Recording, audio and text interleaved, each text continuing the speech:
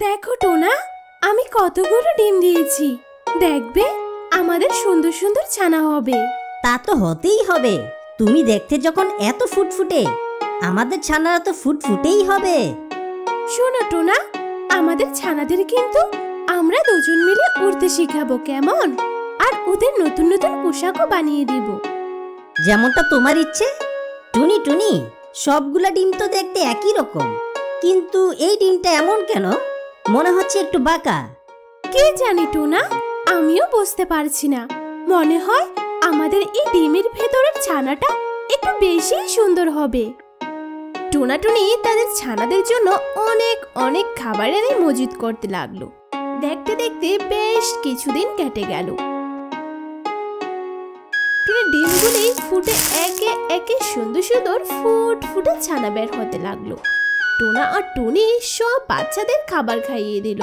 টুনি, দেখো দেখো, আমাদের ছানারা কত সুন্দর হয়েছে, কিন্তু এই বাঁকা ডিম থেকে তো এখনো কোনো ছানা বের হলো না।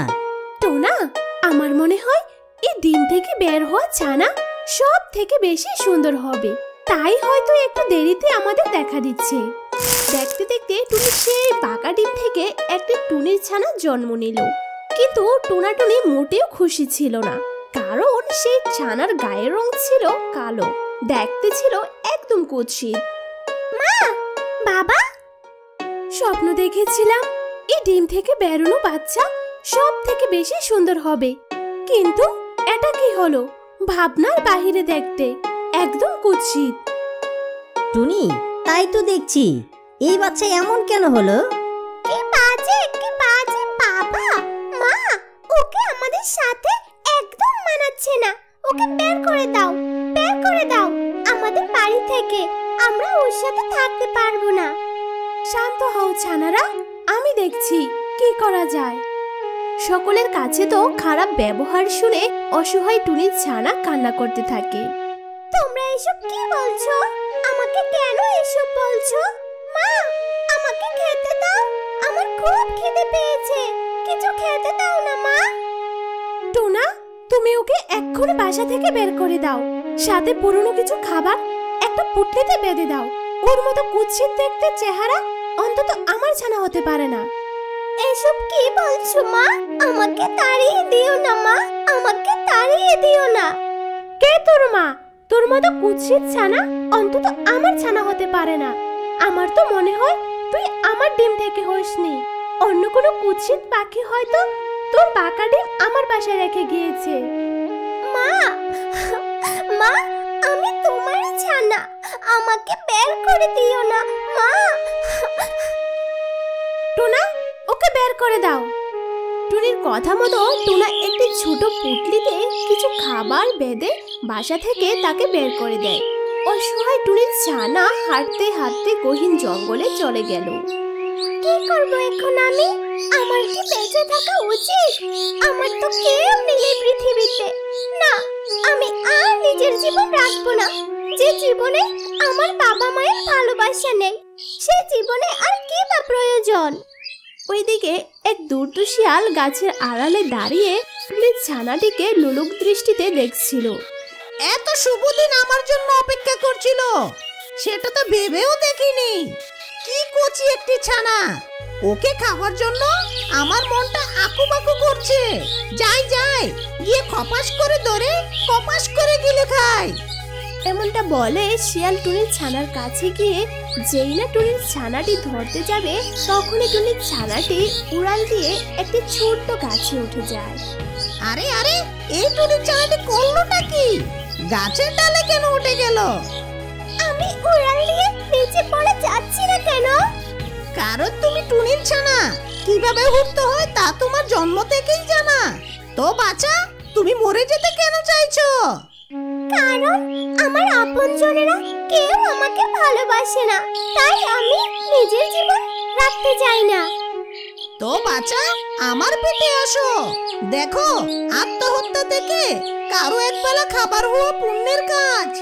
শিয়ালের কথা শুনে টুনির ছানাটি ভাবতে লাগলো, সত্যি দিয়ে তো আত্মহত্যা থেকে কারো একবেলা খাবার হওয়া আমার জন্য পুণ্যের কাজ। আমি বরং শিয়ালের কাছেই যাই, শিয়াল আমাকে খেয়ে নিক। টুনির ছানা চারু এমনটা ভেবে গাছ থেকে নেমে শিয়ালের কাছে গেল। শিয়াল মামা, আপনি ঠিক বলেছেন, আত্মহত্যা করে নিজের পাপের বোঝা বাড়ানো ঠিক হবে না। তার থেকে ভালো আপনি আমাকে খেয়ে আপনার ক্ষুধা মিটিয়ে নিন। টুনির ছানার এমন কথা শুনে শিয়াল যেই না টুনির ছানাকে খেতে যাবে, অমনি জঙ্গল থেকে তেড়ে আসে এক বাঘ। এই ধূর্ত শিয়াল, প্রাণে বাঁচতে চাইলে এই ছোট ছানাটিকে রেখে এখনই চলে যা, যা বলছি। ওরে বাবা, এ কি দেখছি আমি? এ তো দেখছি বাঘ মামা। এখানে আর এক মুহূর্তই থাকা যাবে না। যদি এখানে থাকি তাহলে আমাকে ভিড়টা মারা লাগবো। হ্যাঁ, আমি বাঘ। যদি প্রাণে বাঁচতে চাস তবে এখনই এখান থেকে চলে যা। শিয়াল বাঘের ভয়ে সেখান থেকে পালিয়ে যায়। আর বাঘ ছানাটিকে বলল, ছোট্ট ছানা, তোমার কিসের এত কষ্ট? কেন নিজেকে শেষ করে দিতে চাও?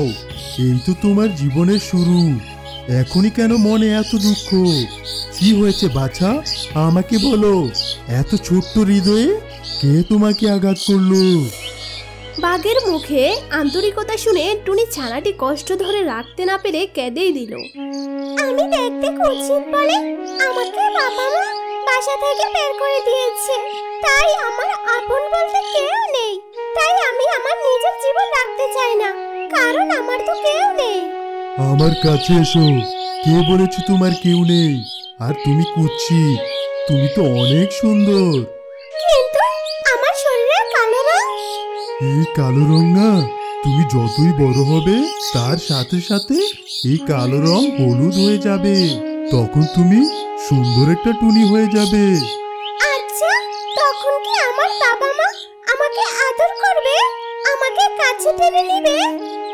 নিবে, কিন্তু তখন তুমি তোমার বাবা মায়ের কাছে যাবে না, কারণ তারা যে ভুল করেছে ওদের জানা উচিত। আর আজ থেকে আমি তোমার মা বাবা, তুমি আমার কাছেই থাকবে। কিন্তু মা, তুমি তো গুহায় থাকো, আমি কি করে থাকবো? কোনো ব্যাপার না ছানা, আমি যেভাবে থাকি ঠিক সেভাবে তোমাকেও রাখবো। তোমাকে কেউ কিছু করতে পারবে না। এমনটা বলে বাঘ টুনির ছানাটিকে তার সাথে নিয়ে জঙ্গলের গুহায় চলে গেল। আর তখন থেকে টুনির ছানা বাঘের সাথেই থাকতে শুরু করে। ধীরে ধীরে টুনির ছানা বড় হয়ে উঠছিল। টুনির ছানা যতই বড় হতে থাকলো, তার গায়ের কালো রং পরিবর্তন হয়ে হলুদ বর্ণ ধারণ করতে লাগলো। দেখেছো বাছা, আমি বলেছিলাম না তোমার ওই কালো রং মুছে যাবে? তা তো দেখেছি, কিন্তু আমার বাবা মায়ের কথা অনেক বেশি মনে পড়ে। বাবা মাকে আমাকেও এইভাবে মনে করে। ওইদিকে টুনাটুনির বাকি ছানারাও বড় হয়ে উঠছিল, আর টুনাটুনি ধীরে ধীরে বৃদ্ধ হয়ে যাচ্ছিল। একদিন টুনাটুনির ছানারা একে একে বলে, দেখো মা, বাবা, আমি এখন বড় হয়ে গেছি, তাই আমি তোমাদের সাথে আর থাকতে পারবো না। আমি নিজের সঙ্গে বেছে নিয়েছি, এখন থেকে ওর সাথেই থাকবো। তাই আজ আমি চলে যাচ্ছি। চারুর বোন লতা চলে যেতে না যেতেই টুনাটুনির আরেক ছানা টুনটুন এসে বলে, মা বাবা, আমি নিজের সঙ্গিনী খুঁজে নিয়েছি, তাই আজ থেকে ওর সাথেই আমি নতুন সংসার শুরু করব। কিন্তু বাবা টুনটুন, আমাদের এখন বয়স হয়েছে, তোরা খাবার না আনলে আমাদের পেটে খাবার যায় না। আমাদের একা রেখে গেলে আমরা বাঁচবো কি করে? হ্যাঁ বাবা, আজকাল তো আমি আর তোর মা চোখেও কম দেখি, খাবার খুঁজবো কি করে? দেখো বাবা মা, তাই বলে তো আমার পুরো জীবন তোমাদের জন্য উৎসর্গ করতে পারি না। আমি চললাম।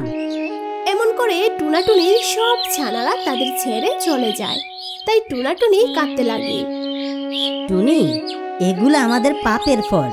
মনে আছে আমাদের এক সন্তানের সাথে অন্যায় করে তাকে তাড়িয়ে দিয়েছিলাম? ঠিক বলেছো টুনা, আমারও তাই মনে হয়। অন্যায়ের শাস্তি পাচ্ছি আমরা। আসলে বিধাতা আমাদের অন্যায়ের শাস্তি কিছুটা হলেও পৃথিবীতে দেন। টুনাটুনির সব সন্তানেরা চলে যাওয়াতে টুনাটুনি খুব খুব কষ্টে জীবন কাটাতে লাগলো। তারা ঠিক করে কোনো খাবার সঞ্চয় করতে পারতো না। একদিন টুনাটুনি জঙ্গলের ভিতরে গেল খাবার খুঁজতে, যে জঙ্গলে অসহায় টুনির ছানা বাঘের সাথে থাকতো। অনেক খোঁজাখুঁজির পর কোনো খাবার খুঁজে না পেয়ে তারা অসহায় হয়ে একটি গাছের ঢালে বসে বসে কান্না করছে। আর দূর থেকে চারু তাদের দিকে তাকিয়ে বলতে লাগলো, আরে এরা আমার মা বাবা না? তারা এই বয়সে কষ্ট করে জঙ্গলে কেন এসেছে? তারা তো বাসায় থাকার কথা। আমার ভাই বোনেরা কোথায়? যাই তো গিয়ে দেখি। চারু এমনটা বলে টুনাটুনির কাছে যায়। চারু ততদিনে অনেক বড় আর সুন্দর হয়ে গেছে। তার গায়ের কালো রং হলুদ হয়ে গেছে। বাছা, তুমি দেখছি খুব সুন্দর। এখনো আপনারা বুঝি দেহের সৌন্দর্যকে প্রাধান্য দেন?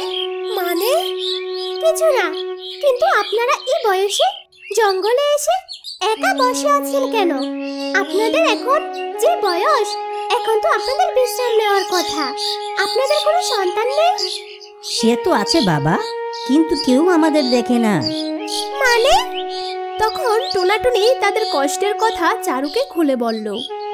বুঝলে বাবা, আমরা আমাদের এক সন্তানের উপর অবিচার করেছিলাম, আর সেই পাপের শাস্তি এখন পাচ্ছি। এমনটা বলে টুনাটুনি কাঁদতে লাগলো। ওদের কাঁদতে দেখে চারু খুব কষ্ট পেল। তারপর নিজে ওদের জন্য খাবার খুঁজে আনলো। বাবা, আমাদের সন্তানরা যা করতে পারেনি তুমি তাই করলে। বেঁচে থাকো বাবা। এরপর থেকে চারু প্রতিদিন টুনাটুনিকে খাবার খুঁজে দিত। একদিন বাঘ সবকিছু জেনে যায় আর টুনাটুনিকে দেখে চারুর ব্যাপারে সবকিছু বলে দেয়। সব শুনে টুনাটুনি খুব কাঁদতে লাগলো। হায় বিধাতা, আমরা হিরে ছেড়ে কাচের পিছনে ছুটেছিলাম। প্রত্যেকের সৌন্দর্য তার মনের ভাবনাতেই প্রকাশ পায়। এটা আমরা এতকাল বুঝিনি, কিন্তু আজ বুঝতে পারছি। মা চারু, আমাদের মাফ করে দে মা। আরে মা বাবা, তোমরা কেন আমার কাছে মাপ চাচ্ছ? বাবা মা কি কখনো তার সন্তানের কাছে মাপ চাইতে পারে? পরিশেষে চারু তার বাবা মাকে ফিরে পায়, আর বাঘ চারুকে তার বাবা মার কাছে ফিরিয়ে দিয়ে নিশ্চিন্ত হয়ে নিজের গুহায় চলে যায়। চারু টুনাটুনিকে সেবা করে বাকি জীবনটা কাটিয়ে দেয়।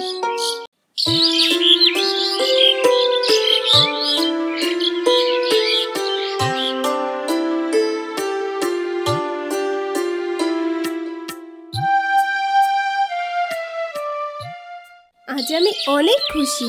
আজ আমি যেন এক নতুন রূপ ধারণ করেছি। কি সুন্দর লাগছে আমায় দেখতে, একদম যেন সবার চোখে পড়ার মতো। আর আমার গা থেকেও অনেক সুন্দর সুগন্ধ আসছে। সবাই আমার সুগন্ধে মুগ্ধ হয়ে যাবে। এইসব ভেবে পাকা আম নিজে নিজে হাসতে থাকে, আর কিছুক্ষণ পর কাঁচা আমের দিকে তাকিয়ে বলতে থাকে, কিরে তুই এই গাছ থেকে কি করবি? এখন তো সবাই আমার দিকেই তাকাবে আর আমায় নিয়ে প্রশংসা করবে। দেখ আমি দেখতে কতটা সুন্দর হয়ে গেছি, আর তুই তো সে আগের মতোই রয়ে গেছিস। তোর গায়ের রং আর গাছের পাতার রং তো একই, তোকে তো পাখিদের চোখেই পড়বে না। তুমি এভাবে কেন কথা বলছো? তুমি আর আমি তো এক জিনিস। তোমার নাম যা, আমার নামও তাই। তুমি একটু আগে পেকেছো, তাই তোমার গা হলুদ হয়ে গেছে। কদিন পর আমি যখন পাকবো, তখন আমিও দেখতে তোমার মতো হয়ে যাব। এই বিষয় নিয়ে এত অহংকার করা ভালো না বন্ধু। যতই হোক আমরা তো একই গাছের ফল। এই তুই চুপ কর তো, আমায় একদমই বন্ধু বলবি না। আমি তোর বন্ধু নই। তোর চেহারা দেখ আর আমার চেহারা দেখ, আমি এত সুন্দর হয়েছি দেখে তোর বুঝি অনেক হিংসে হচ্ছে, তাই না রে? আমার এত আকর্ষণীয় চেহারা তোর বুঝি সহ্য হচ্ছে না? তুমি এভাবে কেন বলছো বন্ধু? আমি এরকম কিছুই ভাবিনি। আমি নিজেকে নিয়ে কখনোই অহংকার করি না।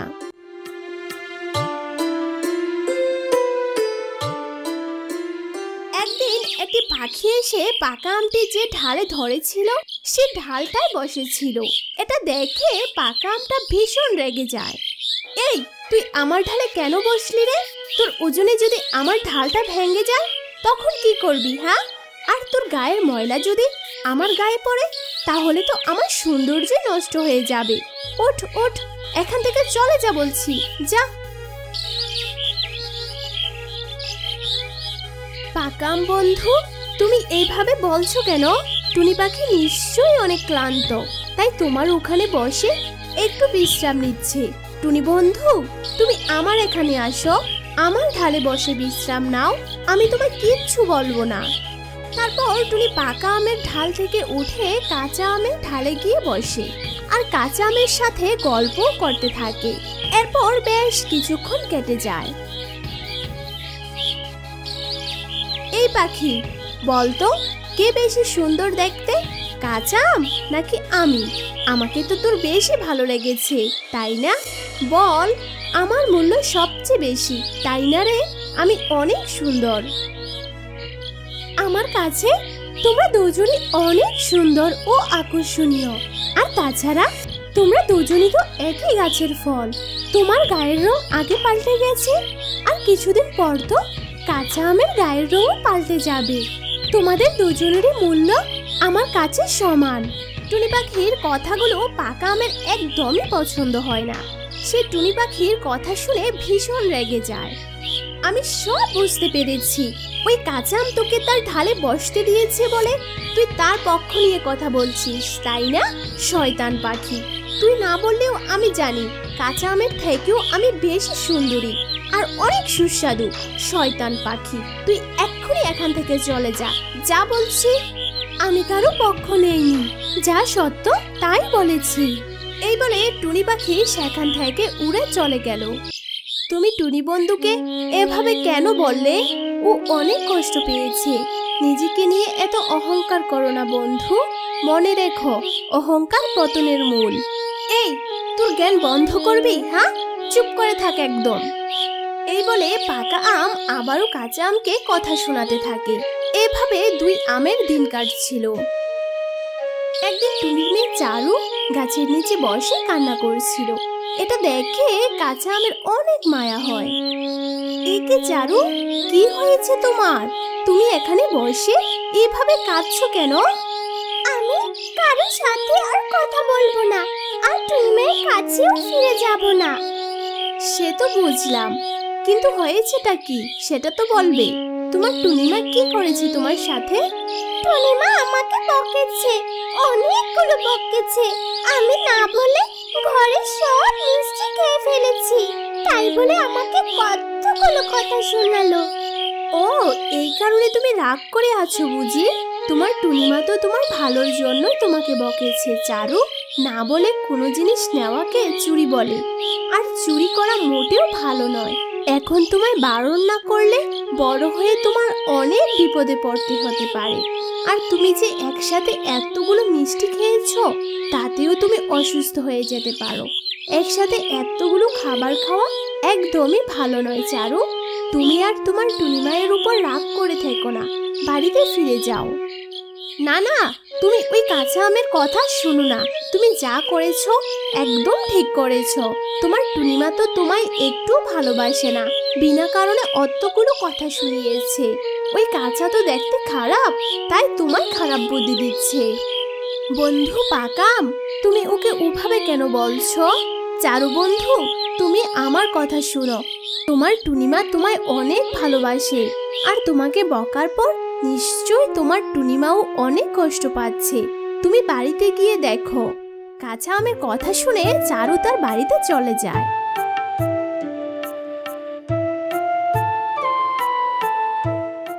আমি যে কেন মেয়েটাকে ওভাবে বলতে গেলাম? আমার চারু নিশ্চয়ই অনেক কষ্ট পেয়েছে। না জানি মেয়েটা রাগ করে কোথায় গেল।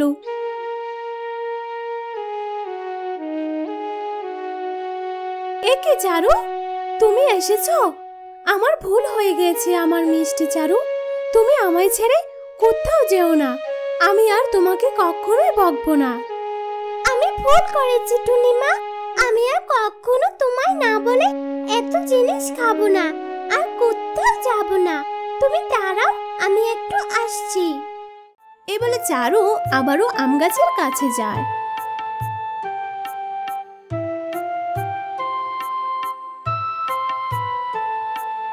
কাঁচা আম বন্ধু, তোমায় অনেক অনেক ধন্যবাদ। সত্যি আমার টুনিমা আমায় অনেক ভালোবাসে, আর আমায় বলে আমার টুনিমা অনেক কষ্ট পেয়েছে।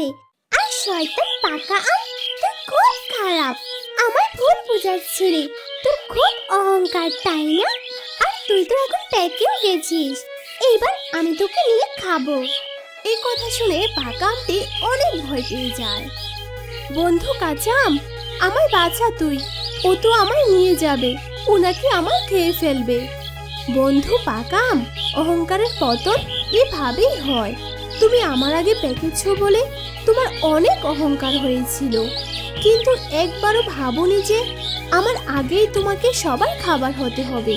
কিন্তু তোমার এই অবস্থায় দেখে আমি একদমই হাসি ঠাট্টা করব না, কারণ আমিও জানি আমাকেও একদিন তোমার মতো সবার খাবার হতে হবে। তারপর চারু পাকা আমটিকে পেড়ে তার বাসায় নিয়ে যায়, আর এভাবে পাকা আমের পতন ঘটে। তো বন্ধুরা, দেখলে তো অহংকারের পরিণতি কি হয়। তোমরা কিন্তু কখনোই অহংকার করবে না, কারণ অহংকার পতনের মূল।